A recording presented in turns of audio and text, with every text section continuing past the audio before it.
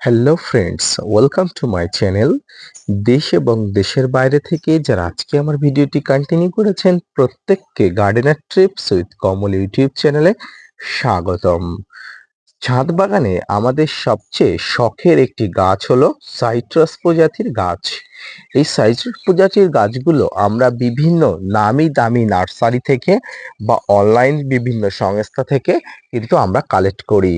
কিন্তু বাড়িতে আসার পরে আমরা এই নানা নামি দামি সংস্থা থেকে আসা এই সাইট্রাস প্রজাতির গাছগুলোকে সঠিকভাবে পরিচর্যা করতে পারি না।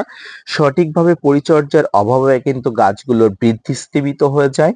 গাছগুলো সঠিকভাবে ফুল ফল দিতে পারে না। পাশাপাশি গাছগুলো থেকে সঠিকভাবে ফল আসার সম্ভাবনা কমে যায়। তাই আজকের ভিডিওর আলোচনার বিষয়বস্তু কিভাবে আপনার কাছে থাকা সাইট্রাস প্রজাতির গাছগুলো অর্থাৎ লেবু গাছগুলোতে সঠিকভাবে সঠিক সময়ে খাবার দেবেন, কি কি খাবার দিলে গাছগুলোকে সঠিকভাবে সঠিক সময়ে ফুল ফল আনানো যাবে, গাছগুলোর গ্রোথ দেখার মতো হবে, তাই নিয়ে থাকছে আজকের ভিডিওটি। মনোযোগ সহকারে ধৈর্য নিয়ে দেখতে থাকুন। টবে প্রচুর পরিমাণ ফলন পেতে আপনাকে বিশেষ কতগুলো টিপস অবলম্বন করতে হবে, বিশেষ করে সাইট্রাস প্রজাতির গাছগুলোতে।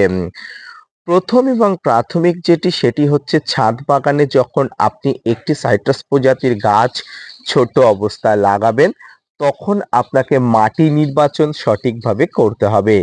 যে মাটিতে বালি এবং কাদার ভাগ সমান সমান এবং যে মাটিতে সমগ্র খাবার থাকে অর্থাৎ সমগ্র খাবার মিশিয়ে দিয়ে আপনার টবের মাটিকে প্রস্তুত করতে হবে। অর্থাৎ আপনি যে মাটিতে গাছ রোপণ করবেন সেই মাটিতে যেন গাছের বেঁচে থাকার উপকরণগুলো সঠিক সময়ে সঠিকভাবে সঠিক মাত্রায় থেকে থাকে। এই বেঁচে থাকার উপকরণের মধ্যে যে জিনিসটি প্রধান এবং অন্যতম সেটি হচ্ছে গাছের খাবার। এই খাবারকে আবার দুই ভাগে ভাগ করা যায়, একটি হচ্ছে মিশ্র খাবার, একটি হচ্ছে রাসায়নিক খাবার। অর্থাৎ একটি হচ্ছে মিশ্র জৈব খাবার, একটি হচ্ছে রাসায়নিক খাবার। অনেকে টবের মাটিতে রাসায়নিক খাবার ব্যবহার করেন, তবে আমি কখনোই আপনাকে রাসায়নিক খাবার ব্যবহার করার কথা বলবো না। কারণ ছাদ বাগানি হিসাবে একটি ফল সবসময় অর্গানিক রেখে দেওয়ার দায়িত্ব বা কর্তব্য বা সাজেশন আমার দ্বারা পাবেন। তাই আমি বলবো সবসময় টবের মাটিতে আপনারা মিশ্র খাবার দেবেন, অর্থাৎ অর্গানিক খাবার আপনারা যথেষ্ট পরিমাণ দেবেন। এবার আপনাদের মনে প্রশ্ন আসতে পারে যে মিশ্র খাবারের মধ্যে কি কি খাবার আমরা ছাদ বাগানে দেব। লেবু গাছে যে ধরনের খাবার আমরা ব্যবহার করি এর মধ্যে যে খাবারগুলো সবচেয়ে বেশি এবং গুরুত্বপূর্ণ সেই খাবারগুলো হলো মিশ্র খাবারের মধ্যে থাকা নিমখোল, শিংকুচি, হাড় গুঁড়ো, ভার্মিকম্পোস্ট, এসওপি, বাদাম খোল, সর্ষের খোল মিশ্রিত যে খাবারটি, যার মধ্যে সমগ্র ম্যাক্রো এবং মাইক্রো সমগ্র খাবার এবং বা উপাদান যথেষ্ট পরিমাণ থাকে, এই খাবারগুলো কিন্তু ছাদ বাগানের সাইট্রাস প্রজাতির গাছের জন্য অন্যতম। গাছ ভালো রাখতে গেলে আপনাকে সঠিক সময়ে সঠিকভাবে এই মিশ্র খাবারটিকে অ্যাপ্লাই করতে হবে। অর্থাৎ ছাদ বাগানে আপনাকে মিশ্র খাবার যদি সঠিকভাবে দিতে পারেন তাহলে দেখবেন আপনার টবের মাটিতে থাকা গাছগুলো তরতর করে বেড়ে উঠছে কোনো বাধা বিঘ্ন ছাড়াই। এবার আপনাদের মনে প্রশ্ন আসতে পারে এই মিশ্র খাবার আপনারা কি অনুপাতে ছাদ বাগানে ব্যবহার করবেন। আপনার গাছের বয়স অনুযায়ী, আপনার গাছের উচ্চতা অনুযায়ী, আপনার গাছের ফল থাকা অনুযায়ী এবং আপনার টবের আয়তন অনুযায়ী ছাদ বাগানে আপনি এই মিশ্র খাবারটি ব্যবহার করতে পারেন। ধরুন আপনার একটি গাছ 10 ইঞ্চি টবে আছে বা 10 ইঞ্চি থেকে একটু বড় টবে আছে, গাছে বেশ কয়েকটি ফলও আছে। এই ধরনের ফল ধরা গাছে আপনি 1 মুষ্টি থেকে 2 মুষ্টি পরিমাণ এই মিশ্র খাবার আপনি ব্যবহার করতে পারেন। যেমন আমার এই গাছটি আপনারা দেখতে পাচ্ছেন, একটি ছোট্ট গাছ, যে গাছটি একটি ছোট্ট ফলের ক্যারেটে আছে অর্থাৎ 10 ইঞ্চি, অবশ্যই বেশি একটি বড় পাত্রে। এই বড় পাত্রে থাকার জন্য এই গাছে কিন্তু একটি বেশি পরিমাণ খাবার আমাকে দিতেই হবে। এর পাশাপাশি গাছে কিন্তু ফল আছে, আপনারা দেখতে পাচ্ছেন। এই ফল থাকার কারণে কিন্তু গাছের এনার্জির বেশি প্রয়োজন হয়। এনার্জির জন্য কিন্তু গাছের প্রচুর পরিমাণ খাবারের প্রয়োজন হয়। তাই খাবারের জন্য কিন্তু এই মিশ্র খাবারটি কিন্তু আপনারা দিতে পারেন বা আপনার দেওয়া প্রয়োজন। সামনে যে গাছটি দেখতে পাচ্ছেন সেই গাছটি কিন্তু একটি ছোট্ট 10 ইঞ্চি টবে বা 10 ইঞ্চি জিও গ্রো ব্যাগে আছে, আপনারা দেখতে পাচ্ছেন। কিন্তু গাছটির বৃদ্ধি আপনারা দেখলে কিন্তু তাজ্জব বনে যাবেন। কি অসাধারণ বৃদ্ধি, কি অসাধারণ গাছটির গ্রোথ। এর একটাই কারণ কিন্তু গাছের সঠিক সময়ে সঠিকভাবে সঠিক মাত্রায় খাবার দেওয়া।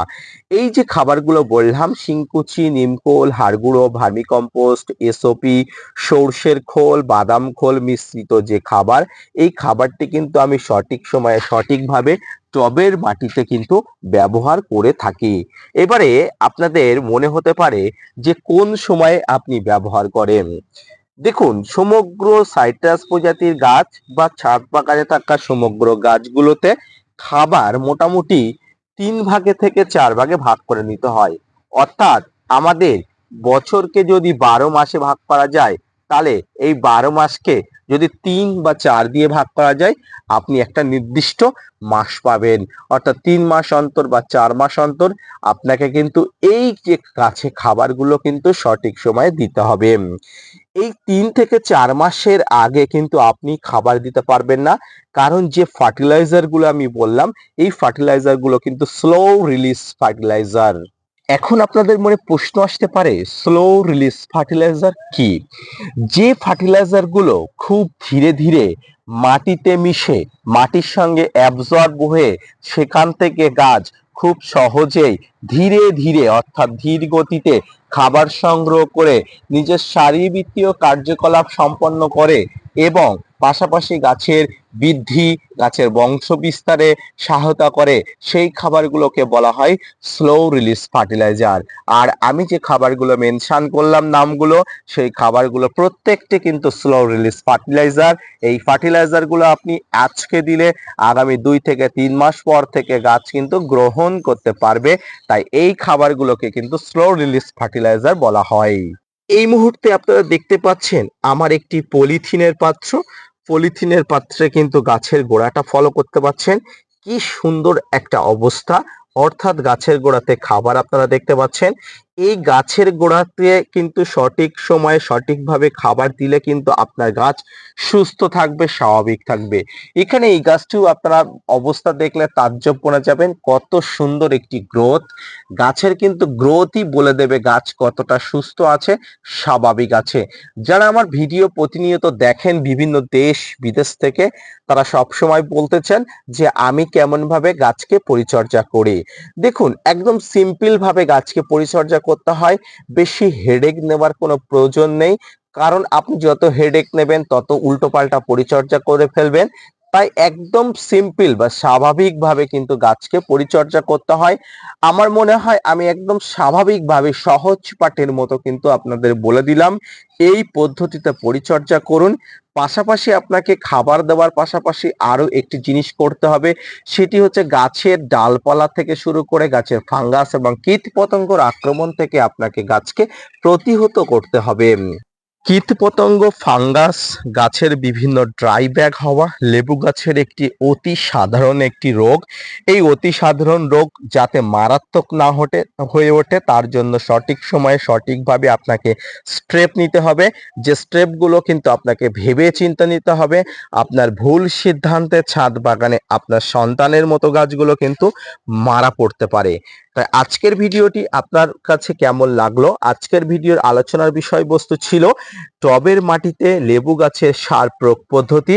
এই সার প্রয়োগ কেমন ভাবে করতে হয়, কিভাবে করতে হয়, কতটা মাত্রায় করতে হয়, খুব সহজভাবে আমি বর্ণনা করলাম। আশা করি আপনারা স্যাটিসফাইড হয়েছেন।